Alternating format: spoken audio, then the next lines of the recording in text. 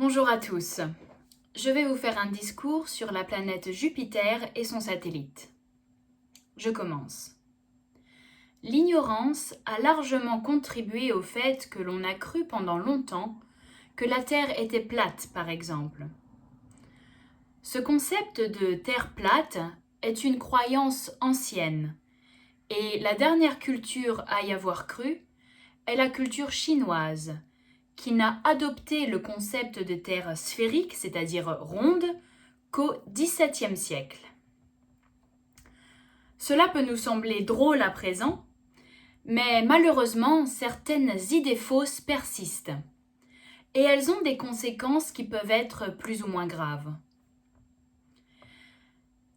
Une idée qui n'a pas de très graves conséquences, par exemple, peut être celle qui émane d'un groupe Facebook que vous connaissez peut-être et qui s'appelle Terre plate pour tous. Comme vous l'aurez certainement compris, les membres de ce groupe Facebook pensent que la Terre est plate. Je vous conseille de visiter, de vous rendre sur cette page Facebook, mais pas pendant très longtemps. En effet, jusqu'à 5 minutes, on rigole, mais ensuite, au-delà de 5 minutes, les théories du complot à retour de bras que l'on peut voir sur cette page deviennent très vite énervantes. Selon les membres de ce groupe, les astronautes n'existent pas, certaines cascades peuvent couler de bas en haut, et le phénomène des marées, c'est pour nous berner. Bref, vous avez compris l'idée. Mais ce genre d'idée fausse est tout de même moins grave comparé à la croyance asiatique selon laquelle l'ivoire animal peut nous guérir du cancer. On voit tout de suite le problème avec ce genre d'idée, surtout lorsque l'on voit le nombre d'éléphants qui se font tuer et dépecer chaque année pour leurs précieuses cornes. Défense.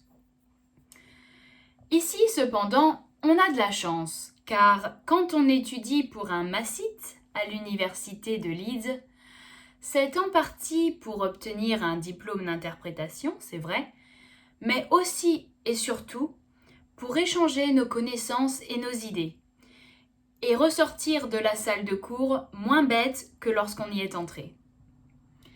Et c'est dans cette optique que je vais aujourd'hui vous parler de l'univers qui nous entoure. Cette année, le rover de la mission Mars 2020, une mission de la NASA, s'envolera pour rechercher d'éventuelles traces de vie passée sur la planète rouge. Ce sera une première dans l'histoire de l'exploration spatiale depuis les tentatives, il y a 40 ans, des atterrisseurs que l'on a appelés les atterrisseurs vikings.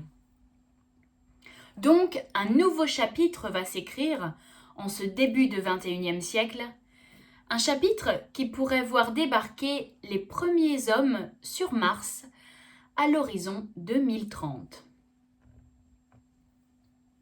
Au même moment, en 2030, il est possible qu'ailleurs dans notre système solaire, un atterrisseur se pose sur Europe. Considéré par la NASA comme, je cite, une cible prioritaire de la recherche de la vie ailleurs que sur Terre, ce monde glacé, Europe, potentiellement habitable en orbite autour de Jupiter, intrigue autant qu'il fascine les astronomes depuis qu'un vaste océan d'eau salée y a été découvert.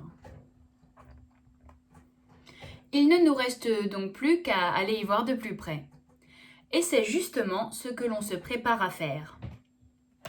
Un astronome français a d'ailleurs présenté une proposition de mission à destination d'Europe qui se trouve être l'un des 4 satellites galiléens de Jupiter. Le chercheur, l'astronome français dont je viens de vous parler, a proposé à l'ESA, l'Agence spatiale européenne, et à la NASA de collaborer à une grande mission à destination donc de cette lune, Europe, qui pourrait être potentiellement habitable. L'objectif, vous l'aurez compris, c'est d'aller étudier Europe pour voir si on pourrait potentiellement y vivre un jour. L'Agence spatiale européenne fournirait l'orbiteur, qui est nécessaire à la mission, tandis que la NASA fournirait le lanceur et l'atterrisseur. Cependant, pour l'instant, il ne s'agit que d'une proposition. L'orbiteur servirait à étudier le champ de gravité et le champ magnétique d'Europe. Il pourrait également étudier son atmosphère. L'orbiteur, toujours, fonctionnerait grâce à des panneaux solaires. L'atterrisseur, quant à lui, transporterait une caméra pour réaliser un panorama de son site d'atterrissage. Il pourrait également prélever des échantillons de sol pour ensuite les analyser en laboratoire et découvrir des traces potentielles de vie ou même des molécules. Cet atterrisseur, quant à lui, fonctionnerait à l'aide de batteries. Le parachute qui serait utilisé pour freiner sa descente serait largué aussi loin que possible pour s'assurer de ne pas contaminer la zone spatiale. D'ailleurs, cette question de protection planétaire et d'éviter toute contamination, c'est l'un des principaux défis de cette mission. En effet, dans ce domaine, on n'y pense pas toujours forcément, mais il y a des règles qui imposent de ne pas contaminer d'autres planètes d'une façon qui pourrait compromettre l'étude scientifique en faussant les résultats. Ces règles s'appliqueront aussi à l'orbiteur, car en fin de mission, l'orbiteur devra s'écraser sur Europe. Il devra donc être entièrement stérilisé avant son départ pour être sûr de ne pas contaminer Europe.